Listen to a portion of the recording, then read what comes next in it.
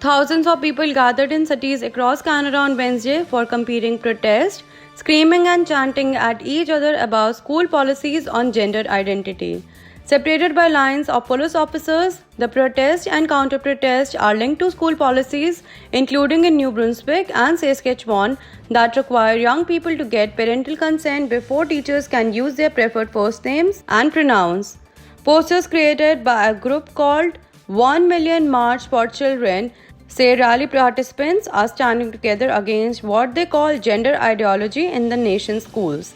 They say that schools are exposing their children to inappropriate content about sexuality and gender identity, and they support the policies requiring parental consent.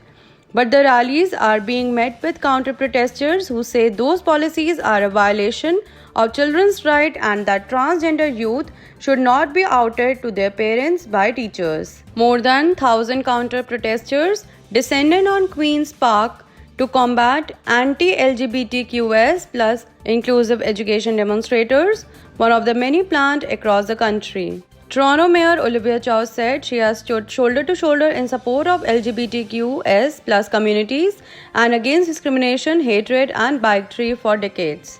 She said in a statement on social media that from the earliest pride parades through the AIDS crisis, winning same-sex marriage and much more, I continue to stand with you today in the face of hate. It was New Brunswick's government that helped spark the debate across Canada when it changed the province's gender policy in June, requiring transgender and non-binary students under 16 to get parental consent before their teachers can use their preferred first names. Premier Blaine Higgs attended the protest outside the legislature, telling reporters that he has a hard time understanding why his government's policy is controversial.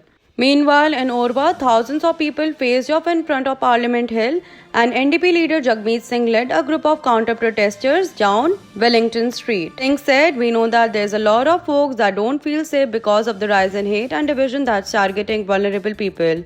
But then you see a lot of people coming together and it shows the strength of solidarity, of us supporting each other, of having each other's back."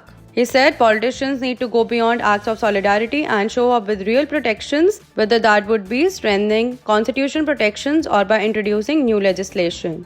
A heavy police presence separated the protesters from counter-demonstrators, with competing chants about protecting trans youth and keeping gender ideologies out of schools.